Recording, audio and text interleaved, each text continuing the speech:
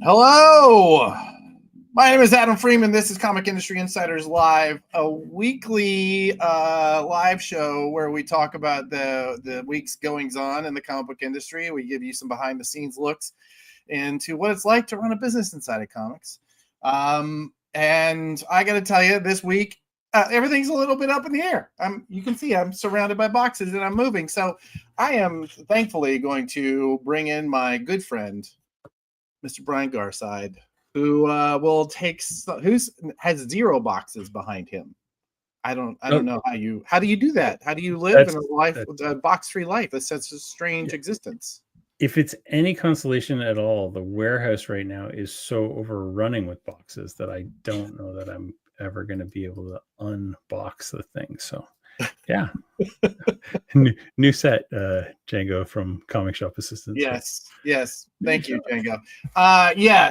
We are currently in the process of moving the Prana headquarters, aka my home, to a undisclosed location in Long Island. And so everything is up in the air. There's construction right now. If I was in the normal set, you would hear banging. So it's really wonderful. I cannot tell you how much I'm enjoying this part of my life, Brian. Yeah, that's amazing. Yeah, it's I keep describing this particular time in my life as if everything is on fire at the same time, and I'm also drowning. So it's like it's that St. Elmo's fire stuff, I guess. That it's exactly underwater. That is exactly how it feels right this second. I can tell you, and it's all, as you like to say, like, it's just a life full of good problems, but good problems are still problems. Yeah, good problems to have, still problems. Yeah. Anyway, all right. So let's end this old man bitching hour, and old men ranting. What are we talking about this week? Because I seem to remember we had a meeting where we were discussing what we were going to talk about, and and at some point, I think this week we're going to talk about the main kind of topic that was in your newsletter this week, which was circles and corners. I think before that, we're going to jump onto just a little bit of news, because I know you've got a piece of news that you really want to share, and then we'll get into circles and corners, and we're going to talk a little bit about retailers aren't a monolith, they are a spectrum. And so we're going to talk about that, because when people talk about the retailer community, it's like, it's not really a community, it's like 100 different communities. True. 2,800 different communities, but there's commonalities there, but they're also all very unique, and all the good and bad that comes along with that. There's got to be at least 118 different Facebook groups alone, right? That's for comics retailers.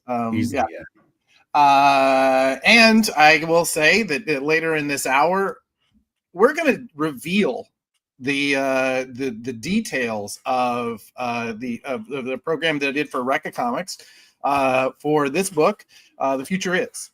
So we're going to give you, some an unprecedented behind-the-scenes look at sales, at what their strategies were, what some of our pivots were. We really did try and set up just almost like a complete, I don't even know what the word I'm looking for is. I'm sure it's in my presentation, but it's been that kind of week, kids. I hear you, brother. I hear you. Man, the number of just normal words that have just escaped my vocabulary in the last 2 weeks is just, I think there's too much up there. Case study. There you go. We're going to be doing a case study for The Future Is. So, but before we get into that, Brian, were we starting with headlines? Where are we at? Yeah, you've got a headline, I think. Can you share it, or do you want me to share it? I was hoping you would. Can you have it? I'll try and find it. Okay. Why don't you talk about it for a second and vamp, and I'll look for it. You tell me what the headline is, and I'll Google it while we're waiting here. Yeah, look at that. Producer Kyle. Kids, can I tell you, Brian and I do this. We all we spend the week saying, all right, we're going to build this, and then Brian usually just goes off and builds this presentation, and I will say, and there's no reason for me to assume that he's doing it, except that he always has. And so when I get here, I think, oh, Brian's got it. Yeah, sure. Yeah, Having a weekend. and that's it. And I kind of know where we're going, but yeah, I haven't read any news this week. I have not. Yeah, it's. So Oh I'll give boy, I'm you, so glad. Yeah. and I think we'll tease maybe. What in the world is that? I love how these websites have these totally non sequitur videos that just show up on them. Like it's so dumb. I'll tease maybe next week we will talk a little bit of Comet because we're doing our big Comet quarterly or bi-monthly meeting about like the actual formats and stuff. Yeah. So Django and I were up until like midnight my time last night just working on the presentation for that. So that is like basically consuming 85% of my brain power right now. So yeah, that's but It's quite all we'll right, tease man. that later. We'll tease that later. Listen, I got nothing I got no slap against you, man. This is going to be one of those weeks where we'll get through the hour, man. I'm sure we're going to say something really interesting during it, but there's going to be a whole lot of this. So I'm pretty confident that your presentation is going to be great. So okay, great. We can getting to that I think will be really good. But let's talk some news. Let's do it. So this week, Sparkle Pop, which is the crew that is Ad Populum, they file a complaint against Alliance Entertainment for stealing trade secrets. Why is this interesting? Well, inside of this statement, inside of this complaint, you see them talking about the loss of some of essentially Alliance poaching the staff that they did and taking some of the information that they got from being the highest bidder and was were going to be the purchaser, taking that with them to essentially create more competition for this company. So they put themselves into a position where they had access to this information of a company, this proprietary information, and are now using it to compete against this company. Now, these lawsuits have gone back and forth for a little while, but this one is, I will say, I think this is from Heidi. This one, I did not see this coming. This one is a bit of a shocker, is that these companies are now sniping against each other for space that we don't know who is going to actually live inside of what, right? We still don't know, is Ad Populum going to be the distributor of all of those relationships that Diamond had with their single issue publishers, or even their other publishers and other vendors, or is that going over to Universal? Right. Seemingly, it's seemingly Universal is going to be taking a lot of that over, but Ad Populum is the buyer of record, and now Sparkle Pop on its behalf.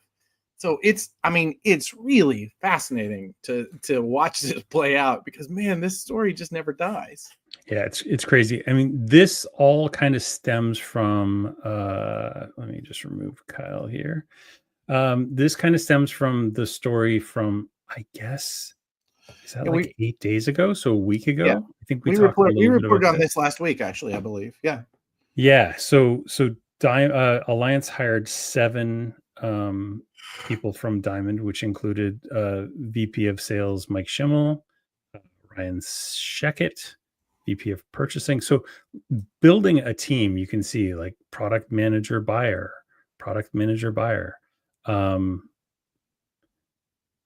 So yeah, this was a big group of folks who all had quite a bit of tenure too. Oh yeah, Mike Schimmel. I mean, specifically, he's been in that role in the sales department. I mean, as long as I've been in comics. 96, so yeah. That's and Joe Lundy, 98. Phew. Yeah, so these people they know their stuff, and it should be noted that when you are in that position, your value is your relationships. Your value is your experience and your ability. And it's hard to really, if you've only ever been in, say, retail, or you've only ever been in publishing, it's hard to understand the depth of those relationships and how much you can get done and how quickly, just by picking up a phone, right? As someone who is often paid for those kinds of relationships, I can tell you that having that sort of deep knowledge that Schimmel has and that rest of that crew, there's a reason that that is scary, that they would be poached like that, right? So it's a fascinating twist. It's still, still going on top of that, like the institutional knowledge that all these folks have of how things get done. I know from a brand manager standpoint, like we're down to a couple people, right? Like I know, I think as of last week, Stuart Schreck was still there. Yep. But like there's not a lot of folks around him anymore. And that's the kind of stuff where the data starts to fall apart. And that's pretty bad. But on top of that, it becomes harder and harder for solicits to get in, the whole 9 yards. So losing that kind of stuff is not great. There's a lot of folks kind of on the wind right now, though, as well. Like that first round of layoffs, there were some really, really good people in there that could go back to Diamond, or wherever they end up, are going to make a difference. So, well, and we're also seeing some of the people that have moved over to Universal were some of the people who knew where all the switches are, and I know that there is some conversation back and forth between the crew because there just has to be, right? And we all talk to each other all the time, but there's not like it has not been a easy transition. I will say that, especially for Diamond, who has become sort of the people have viewed as the utility of data and the utility of comics, right? They are like the power company of comics. Absolutely. That because of that, we're going to see a big hole. We're going to start seeing things fall through the cracks. Yeah. Because people did not care. The whole reason that we built Comet was because there was a way that things were always done, which was how Diamond did them. And when you brought on new distributors who didn't do things the Diamond way, it caused a whole bunch of problems. And they weren't bad problems. They were great problems to have. And I'm glad that we solved them all. But they were, like I always say, there were still problems, right? And they had to be solved. I'm super glad that we did solve them like 2 years ago. And, there's a whole new set of problems that have come on. I don't want to get too in the weeds on Comet, but like the world has significantly changed in the last 16 months, right? Like, did you ever know what an HS code was before this last little while? Right? If you're shipping internationally, by the way, you need to know what an HS code is. It's the tariff code for any product, and you need to know what the country of origin of that product is. Tariffs are different between China, Canada, and the United States. So these things are now things that we have to start thinking about from a data standpoint. And they're things that we didn't care about 6 months ago. Yeah. So the world is changing, and at the same time, the industry is changing, and everything is on fire. So it's good times, really great times. Can't recommend it enough. I think this timeline, man, just chef's kiss. This timeline is killing it. Yeah. I refer to it as the dumbest timeline almost every day. Absolutely. Yeah. Well, on that note, why don't we do you have anything to present that would have a tease or anything? No, that's cool. I can do this. Before we dive into our stuff, talk to me a little bit about this. Oh, hey, what should people be doing? Once again, so once a week, we at Prana, we put together a newsletter. I will tell you, arguably a little better put, usually more better Good Lord.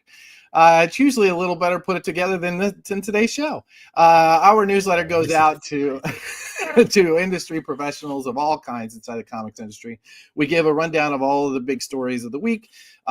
We report on our sales information, which we did last week. You can see all of the May sales data that we get from our POS partners like Managed Comics, and honestly it's just a nice little nugget to get you into the weekend, get you a bit more data about what happened in the comics industry that week. So if you go to pranadm.com and hit the newsletter button, monthly newsletter, sign up right there.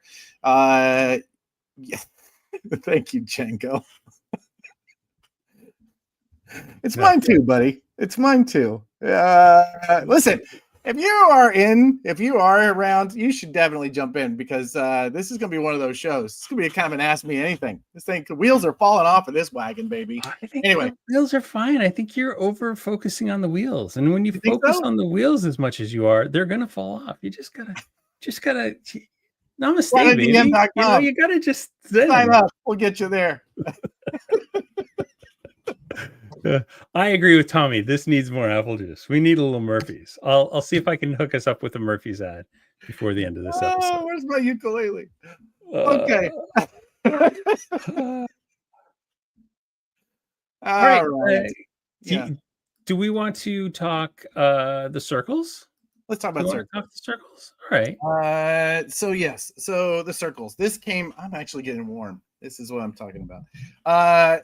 So this metaphor that I covered in this last week's newsletter. When you're flying over the U.S., which many of us in the comics industry do a lot, we go to a lot of conventions, and so we're on airplanes. When you're flying over, you can look out over the fields and you see shapes, right? You see, you see squares and circles. These squares are farmland, right? They are land where crops are being raised. And knowing this, as you're flying over, you might look at them and say, well, why are they cut into squares? And then inside of those squares are circles. The circles being where the green is growing, where the crops are growing. And the answer to that question, as someone who wondered about that, is something called center point irrigation, which basically means that it is cheaper for the farmer to run irrigation to the middle of that square and have a sprinkler, as it were, rotating around and sending water to a circle inside of that square. You don't want to overlap, because then you're overwatering certain pieces. You definitely want to stay inside of that square. Now, why, if you are a farmer, are you not watering the corners? You're missing out on those corners. And that's true, but the truth is, the matter is that it is more efficient, meaning they will get more yield per acre by using this center point irrigation. What about the corners, though? What about the crops in those corners? And I swear to God, this is about comics. I know that I'm maybe even belaboring this a moment, but those corners, there are still things that grow there. Right? There are still crops, there are still plants that survive in those corners. They are the hardiest of them. They are the strongest of them. But in many cases, those crops would not do as well inside the circle. They need to be out in the corners. Where this lands us is, as a marketer, somebody working in comics, somebody who has to deal with a lot of different markets. And specifically, I've spent most of my life working inside of the comics retailer market, the direct market. I will say that there, okay, great. I will tell you that the corners are really where a lot of retailers live. We talk to, currently the direct market runs somewhere between 2,800 and 4,000 stores worldwide. And you ask them all the same question, and you're going to get probably just that many answers. We make this joke a lot, that if you want 20 opinions, all you have to do is ask 12 retailers. So anytime somebody asks you, somebody who doesn't understand how this world works, when they ask you, well, what do comics retailers think? The answer, if you know what you're doing, is there is no answer. There is no standard. What we can do is we can tell you what happens in the circle. I cannot tell you what's going to happen in the corners. And depending on if you are Marvel, if you are DC, if you are Image, you get a circle that goes right out to the edge of that square. But for most of us who don't have that kind of big irrigation, to belabor the metaphor, for most of us, we cover a much smaller circle inside of that square and still see success. Because the model for publishing is not about getting into the hands of every comics retailer and every comics fan. The model for small independent publishing is using the direct market, using the other markets to create a brand. And that brand creates licensing, and that licensing is often where the profit is made. So all of this to say, there was a whole lot of that has been happening inside of comics, and then we're going to talk quite a bit about that during my presentation for TFI, where comics retailers often feel like they're not heard. They feel like people are doing things to them instead of with them. They feel like they are nobody. I've often been accused of not having spoken to retailers before making a decision, which, I mean, honestly, there has not been I don't think there's been a day in my professional life where I haven't talked to comic book retailers. So I don't know how that's possible. But I will say that they do feel misunderstood, and many of them are because they are in the corners, right? The majority of comics retail shops, if they order any independent press, it's usually 1 or 2 copies, as much as 3. We're going to get into some of the metrics of how we measure that. But yeah.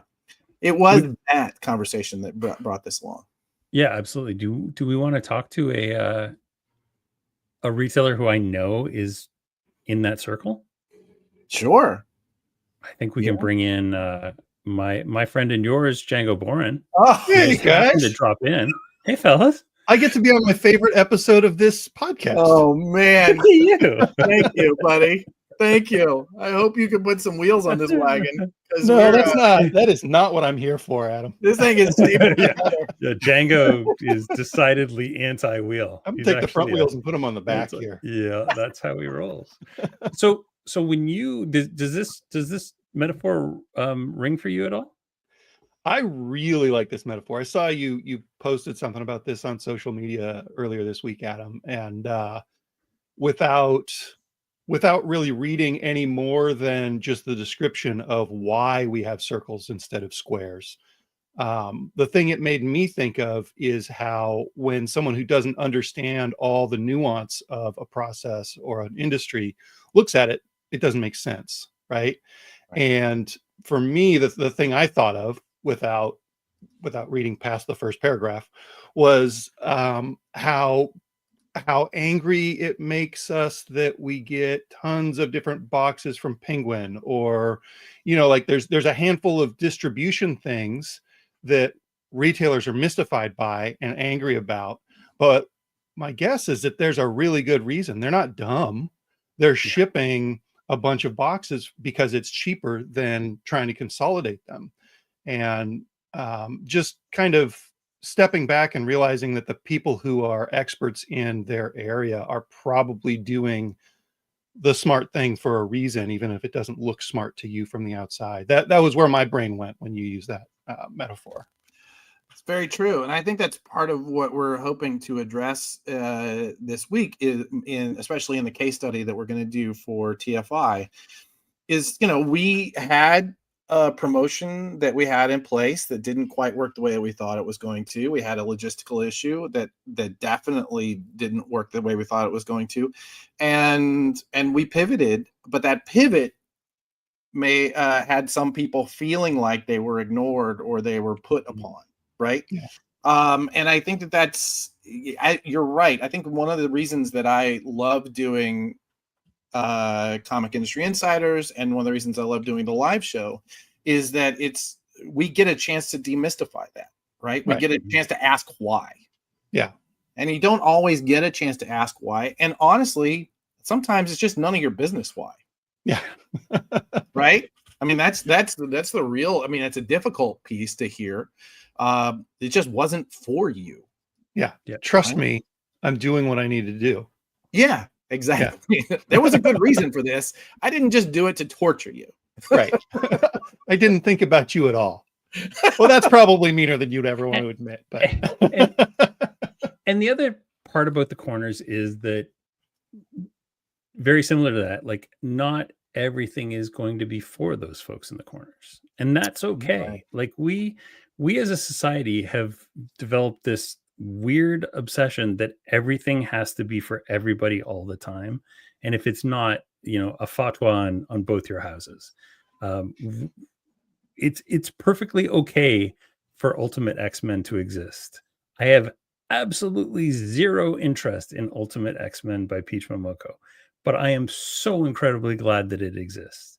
I think that it hits a part of the market that nothing else out there does. And it's the only comic that I get every month that my daughter actually goes, oh, I'm going to read this. Right. Yeah. And she won't do that with anything else. And it's super important that that exists. The other side of that is people say, this exists, I hate it, and it shouldn't exist. And that's just like, there's room for peanut butter and vanilla and chocolate. It's all okay. Jason Bourne and Mission Impossible. Right? Yeah, exactly. Yeah. Well, also, I will say that another piece of that is what it has become media, right? It is what media has become. It is what news has become. It is what our existence is. The moment that we interconnected the entire world, we were able to choose our own reality. We were able to choose exactly what media we're going to take in. We were able to choose what music we wanted to listen to in a way that never before. We were able to choose to just watch movies all the time, which you and I mean, we're all in the same generation. Like the idea that I could just watch Indiana Jones anytime I wanted to, that would be mind blowing as a child, right? Yeah. So what I'm saying is that we've gotten to a place now where we have access to everything all the time. So therefore, none of us is having the same existence. We're not all watching Friends on Thursday nights anymore. Right? Yeah. We're all choosing it. And even when we have access to the same set, right? My Netflix queue is going to look very different than your Netflix queue. Yeah. Right. If you listen to my liked songs on Spotify, you might get angry with me for not using Apple Music, one, and two, you are definitely going to have a completely different algorithm and playlist than I am. And we're in the same generation. We're three white dudes in our Oh, I'll bet you the three in of our us balding eras entirely different. Yeah. Exactly. Absolutely. I mean, I know this because Brian says, "Hey, I'm going to this show," and he's really excited. I'm like, "Who is that?" Yeah, you both were like that. So yeah, I will say that, and I mean, we're talking about people who are very close in age and very close in our experiences in the world, and yet we don't even have these kind of basic cultural touchstones. So as a result of that, as a marketer, there's no way for me to hit all three of us. Yeah. Right? If I'm selling music, forget it. It's just not going to happen. All I can do is focus on Brian. Yeah. And in doing so, I'm leaving the corners uncovered, and that's okay. Right? Yeah. 100%. Yeah. So, and I mean, sometimes your thing is going to be very, very niche specific to a certain corner. I think the future is a perfect example of something that has niche appeal that is a lot more mainstream than a lot of people are actually taking into consideration. And I think we've talked about like demographics and stuff like that of security professionals. So my store, Earth 519, has a number of like internet people. So if I ever accidentally send out an email and don't BCC every single person, I get 6 emails from 6 people. I love them to death, but it's a lot, and they're just saying like, just be careful. I took a picture of like my really, really cool, I showed that thing to you last night, Django, my new like poly mailers. So I took a picture and I put a sticky note over top of the address. And one of my dudes emailed me after he saw that on social media and said, you should probably take that down because you can see the tracking number. And if you know the tracking number, you can figure out where that's going. And then you know the person's house. And I was like, damn it. The person has a house? You're right, but yeah, it was. I mean, like those Yeah. guys are all subscribed to Future-Is, Mhm. and they don't have huge lists, but they love this stuff. And a couple of them have subscribed to 3 copies of it because they're going to share it around with their friends. So, yeah, this is I like those guys. I like those guys right. a lot. Yeah. Well, excellent. Well, this might be, I think because we've said the name 3 times now, I feel like that invokes this presentation. Give me just a second here to pull it up. Guys, I have a meeting. I'm going to keep watching until my meeting, look but at I you. can't. Django. So I can't important. keep moving wheels around on this thing. I'm Django. I'm super. Thanks, Django. Thanks for coming guys. by. See you in the See ya. Okay. Hey, while you're doing that, I'm gonna hit a quick ad. And, Okay, please we'll do. be right back. Hi, I'm Carrie from Murphy's Apple Juice, the only apple juice that understands it's not just about the taste, it's also about the shape. Our bottles, they're ergonomically ambiguous. Our flavor, statistically apple. And our founder, allegedly exploded a musket full of cider during the Civil War. True story. Probably. Murphy's isn't here to be normal. We're here to hydrate you with history, hubris, and just a little hint of heavy metal poisoning. The fun kind. So don't just drink juice. Experience Murphy's Apple Juice. Because chewing is for amateurs, and like our song says. Put it in your mouth and you drink it. Drop an ice cube in there and blink it. It's Murphy's apple juice. And you want some juice and you want it in your mouth. To get an apple and suck that juice right out. Or go to your local grocery store. Ask for Murphy's and ask for more. You put it in your mouth and you drink it. Put a little bow in there, won't sink it. It's Murphy's apple juice. Murphy's Apple Juice. It's the shape, not the taste, but it's also the taste, which is pretty dang good. It's crazy to me that you still take their money after they obviously use so much AI in that. I know we've had some discussions with them. They claim that these are all hand painted drawings. I can't prove otherwise, but I know I don't know, man. Yeah, Feels a little. I don't know. it looks a little suspicious to me too. I don't know. I saw a 6-fingered child, but then they said you shouldn't make fun of kids with 6 fingers. So I don't know. Oh, what? You know, ironclad contract. Yeah. We have an exclusive ironclad contract with them. Yeah. So let's talk your presentation. All right. You're gonna like unfurl the. I'm opening the kimono, as the really problematic old guys used to say. Okay. All right. Let's let's begin. Let's actually go. Can you, Bruce or Kyle? Can you give me I think we got a. Yeah. There we go. It's in the messed things background up now. for- Oh, yeah, not bad. Oh, there you go. Okay. we can do So this one. obviously, I work with a company. My company is Prana Direct Market Solutions. We work with a number of different publishers. We worked with Recca Publishing to bring you The Future Is, and they legitimately asked me to present a case study to anybody who would be interested in these kinds of things, and asked for legitimately 100% operational and financial transparency. The reason for this is that as a company, Black Hills Information Security, who owns Recca Publishing, really truly believe in sharing information and making everybody stronger as a result, and having a stronger industry of comics.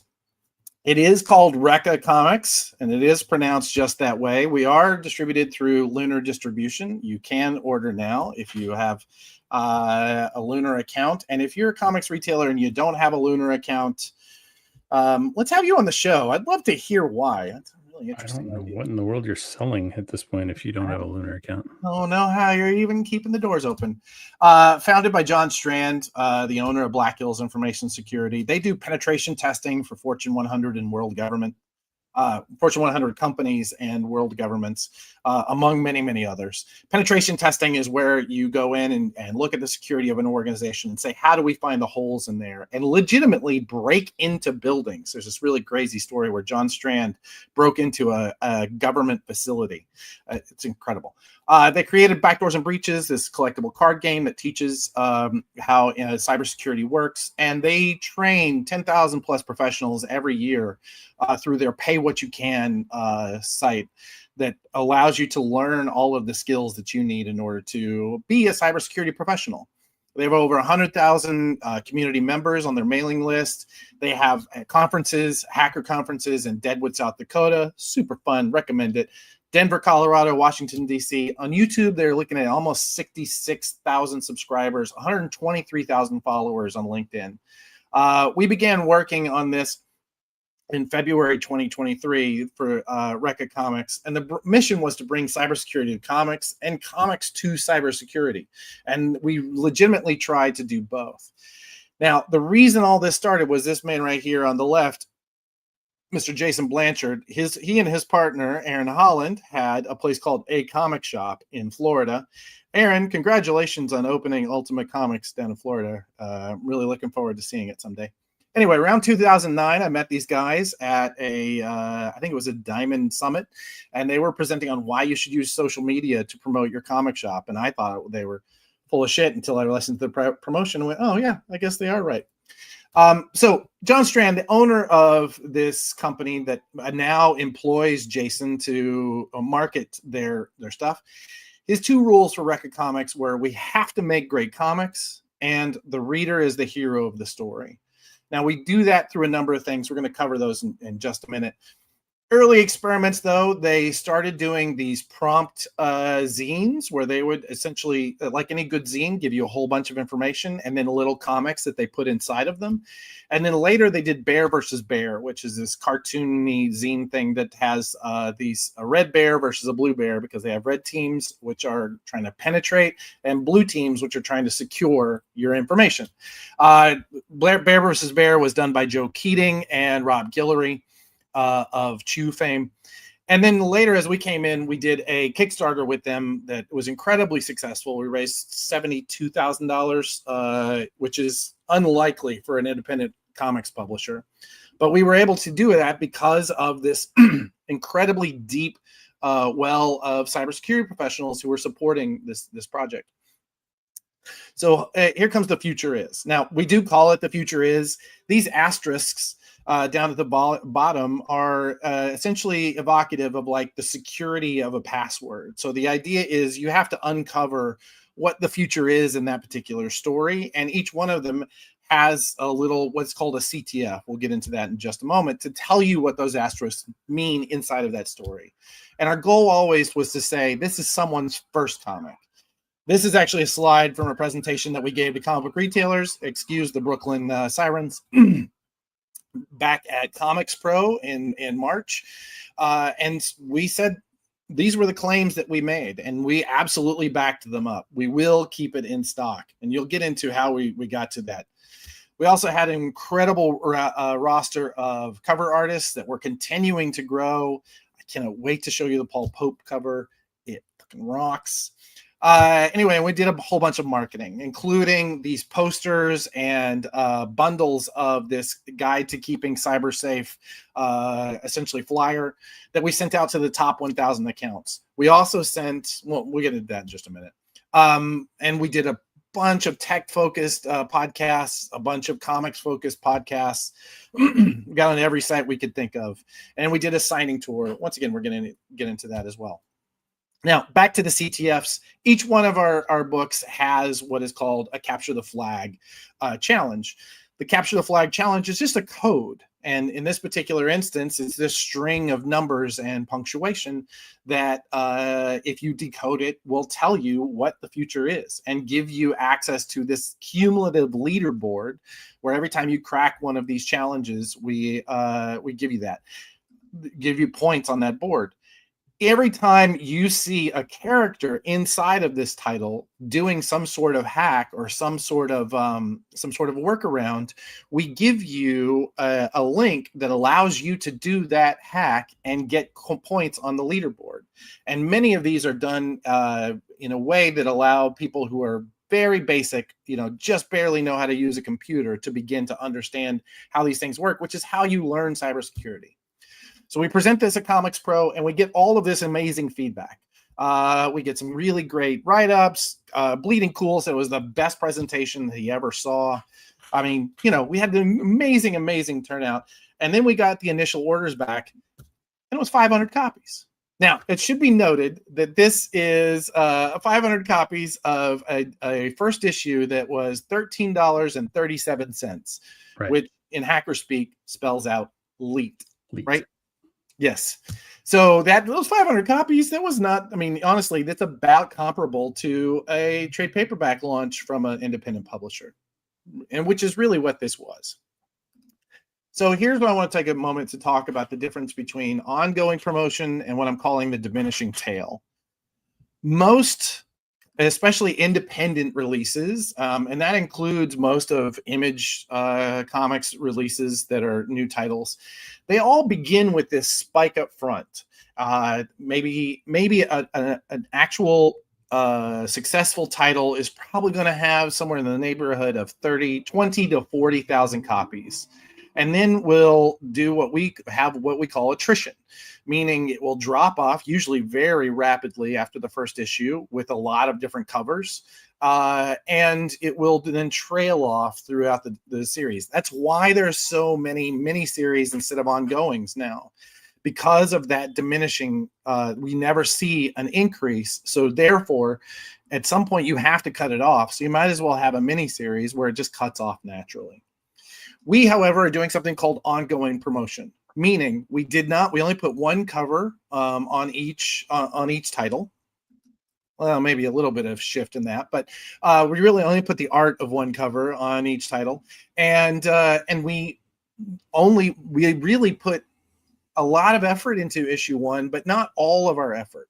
We're saving a lot of our promotional budget and a lot of our ideas, and a lot of the sort of promotions that we're going to have are going to come later on in the series, because we have 60 issues to sell. This is a 5-year project. So we're holding some things in the tank for that.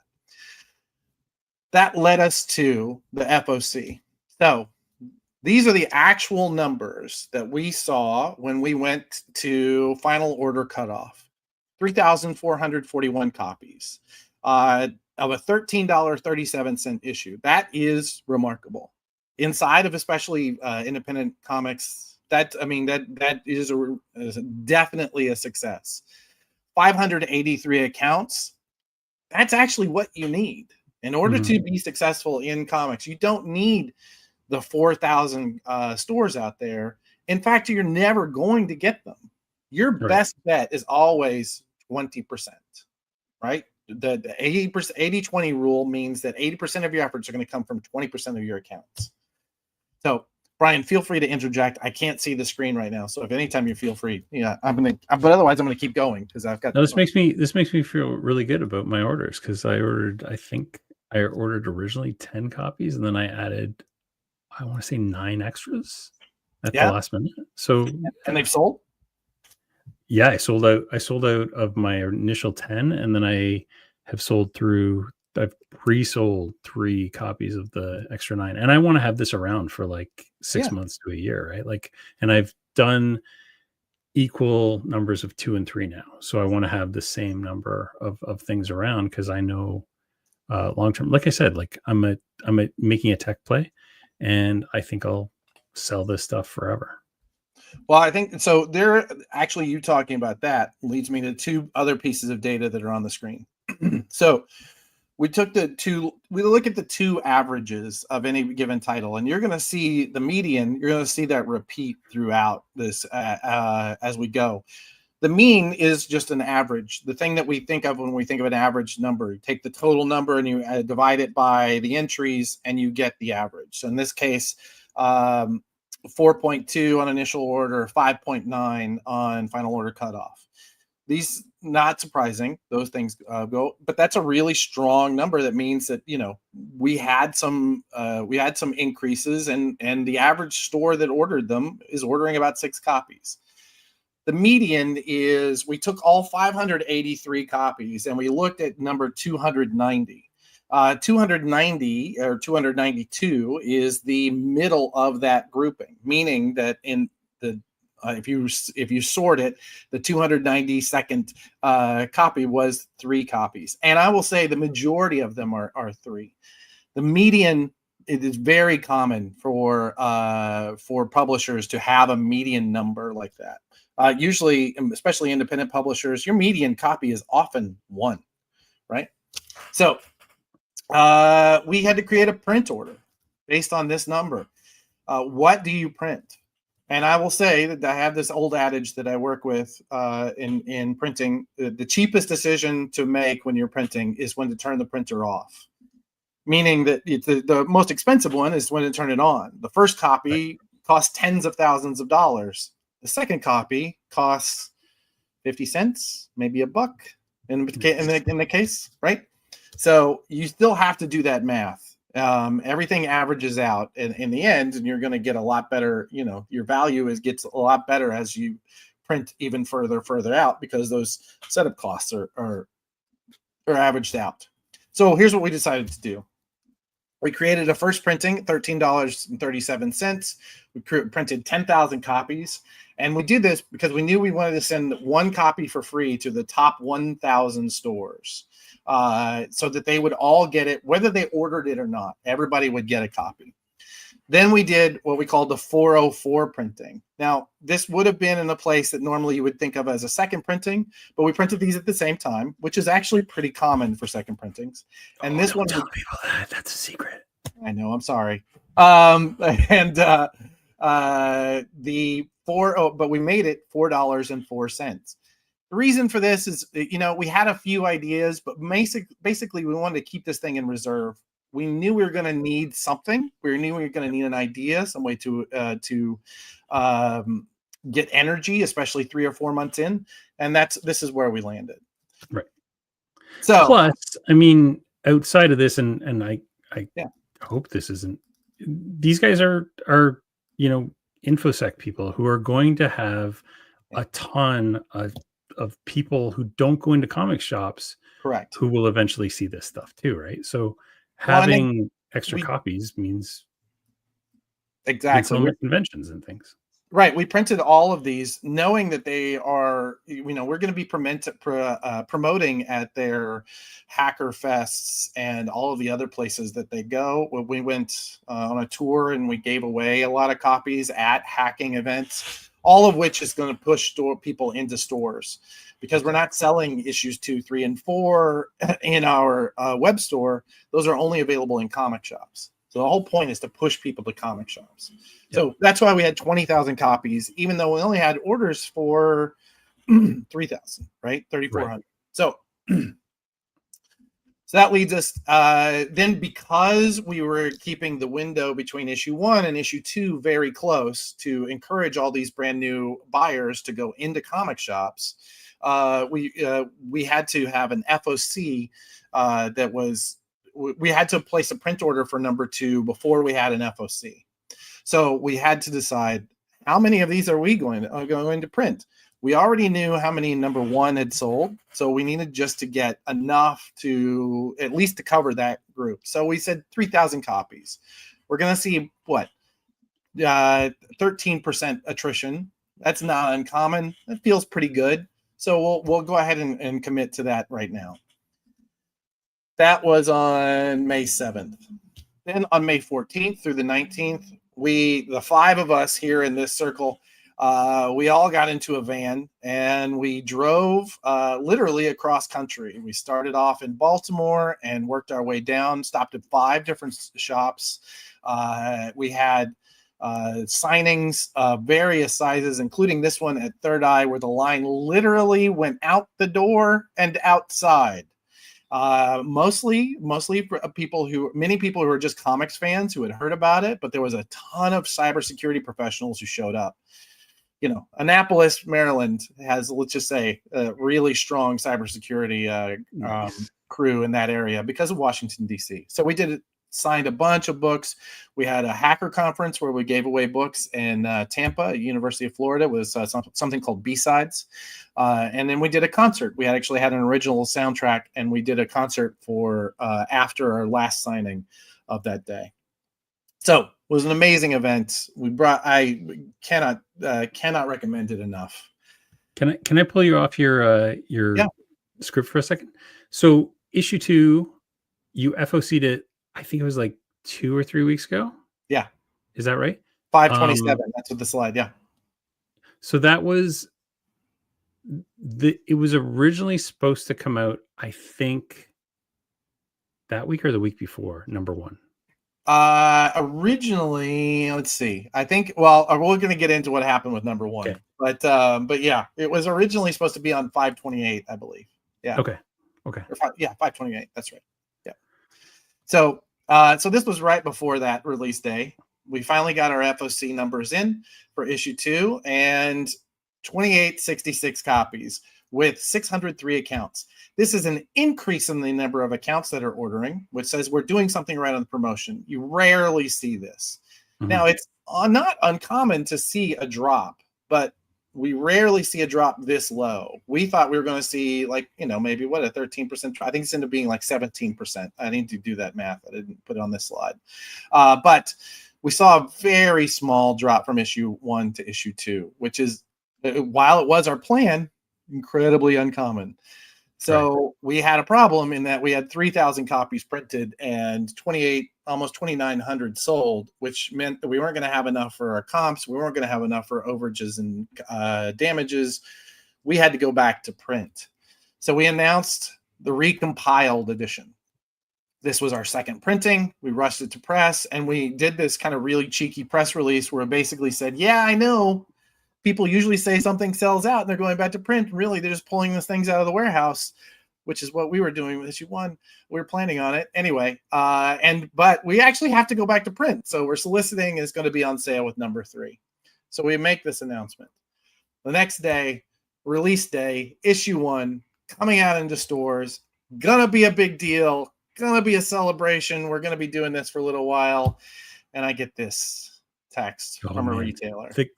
The panic in your voice, I've never heard before when you said, hey, I need to talk to you real quick. Can you call me?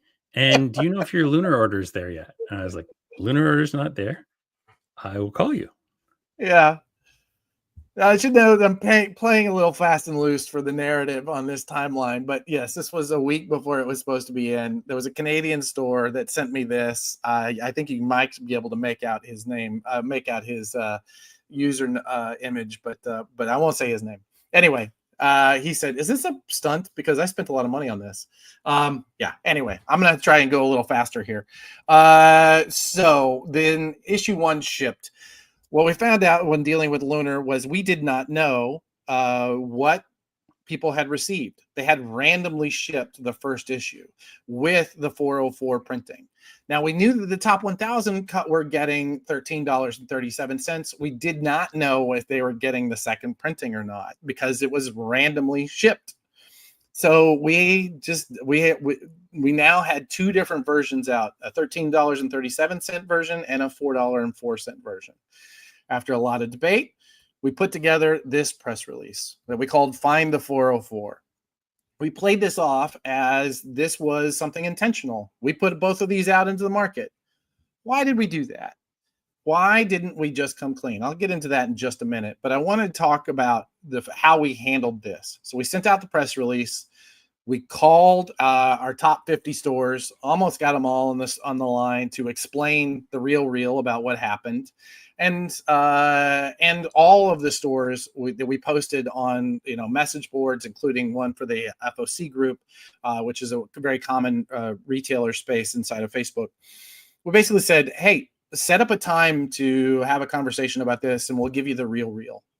And we talked to a bunch of stores, including you, Brian, and we told about the real. So why not just come clean?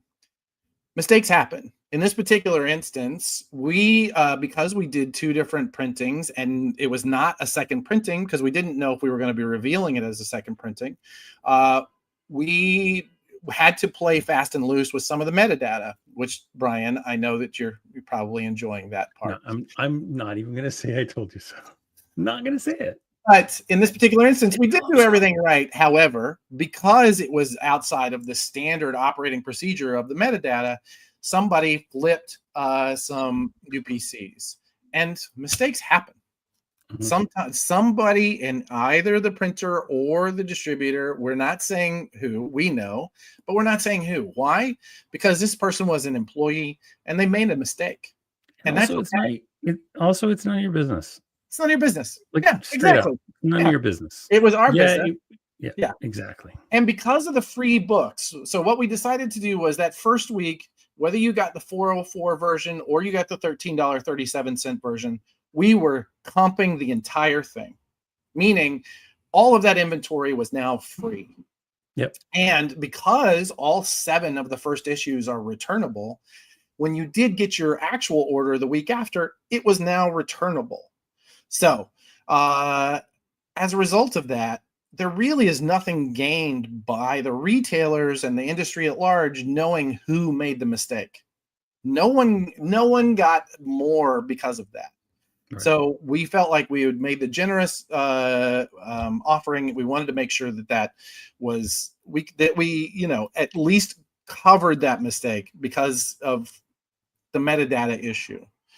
Now, I should note that I'm making all these claims because I do believe that what we did was the best we had with the information that we were given, and I would still stand by it. However, Jason thinks we should have just come clean. He's not on this call, so I'll speak for him. So what do I know? He might be right. He might not. Anyway, at the end of the day, we did choose this, and we're now coming clean.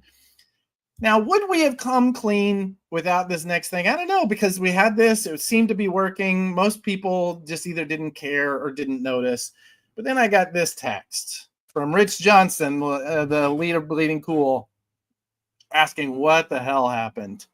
And because he was going to try and find blame, we decided to put out the information that we had I'm giving it to you. And he wrote up a story saying that we seem to have fucked up our own launch today. And, maybe Jason's right. I still maintain this was some of the best promotion we would have gotten on a release day. I still say it was actually, in the end, it was a net positive. And I know this because we just got our first FOC with POS data after this promotion for issue 3. This is legitimately landed this morning.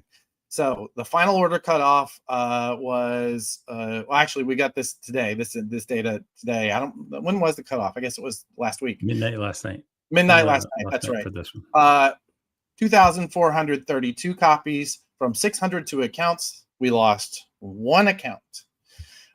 We had a mean average of 403 and the same median average, meaning everybody from the bottom down ordered exactly the same. We had a very slight shift in the above. Now, all of this to say, before we get into, let's get into that. All of this to say, we had an incredibly successful launch. Now, these numbers are not huge, but this is what a successful comics launch for independent press looks like. It is because of this kind of thing that we are able to do this kind of work. So 3,400 as essentially an indie graphic novel, really successful launch. Very slight attrition from issues 2 to issue 3, really successful. A 20% bump in the second printing on issue 2, very successful. And you can see here that the distribution at the far end, these are the ones that went out with the free copies. This is the kind of coverage that we got. So you see that kind of thing from any independent launch. You're not going to get to that just anywhere. So there you go. I think we might actually go over this week as a result of this. Brian, you can go ahead and yeah. I got a couple quick questions for you. So this was the first 3 issues, I believe, were in the Kickstarter originally, right? So there was the first issue, which was our hardcover in the first Hardcover, yeah. in the Kickstarter, and then issues 2 and 4 were in the Kickstarter as well. Okay, cool. So people who've done the Kickstarter have never seen 3. Does everyone know that? I don't think so. Yeah, I think So- yeah, no one has ever seen through issue 3. So those of you who are on Lunar site right now may want to increase your order on number 3. Just saying, because that's something that how many people got this on Kickstarter? I want to say it was about 500. I should know the number off the top of my head, but yeah, it's in that. It's actually in that presentation. If you And there are go back. people who actually know this brand and like Right. the brand. And by the way, that Kickstarter was not only successful, but it was also one of the fastest fulfilled Kickstarters I've ever been part of. And it was spectacular. Like, Thank you. really, really well done from start to finish. The Deb Wigley says 476. There you That's, go. 400. So there's Thank you, 476 people out there who have never read the 3rd issue, which was Yeah. on FOC last night. So There you go. just saying, you may want to consider that. Yeah. So folks that I was just taking a look at a couple of the comments here. Yeah. Christina Strong said, I have family in cybersecurity who are very interested in it. They don't read comics. Should be noted there are Django said, about you got 5.5 about million cybersecurity professionals in the world right now, and they have an average median income of $120,000. Yeah. So Yeah.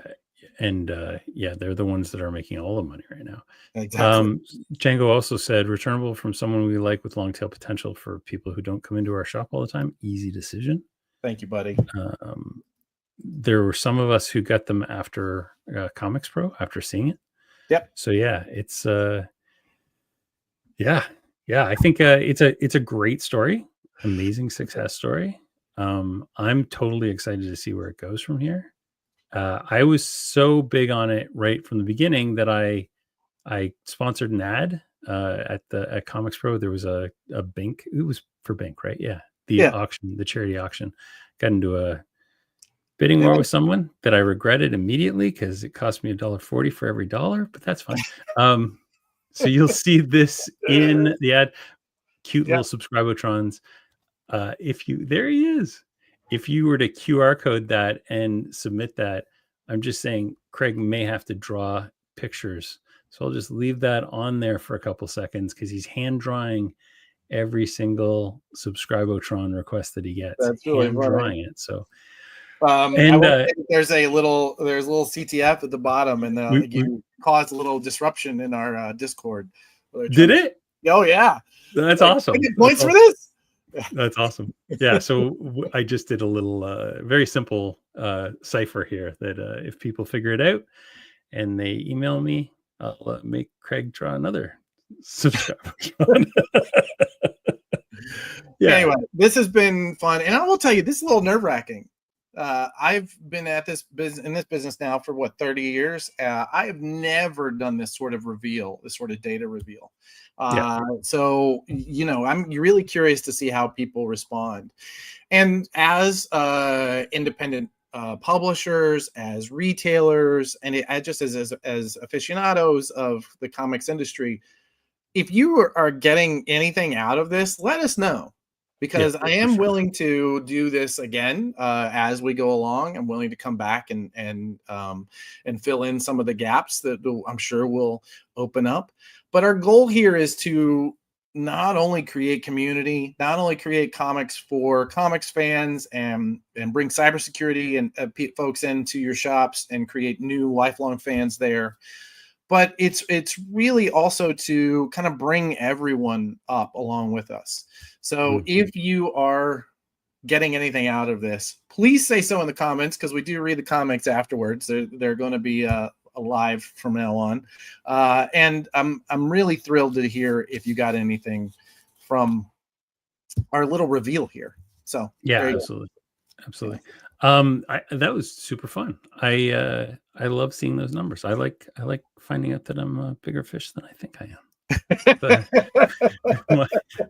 With my with my imposter syndrome on full display. You know, sometimes you saw the opportunity and you're exploiting it, and I love that about you. Go for it. 100%. Like, and it fits to the market that I play to, and you know, even my friends and stuff are all in that kind of field. So yeah, it was Wonderful. great.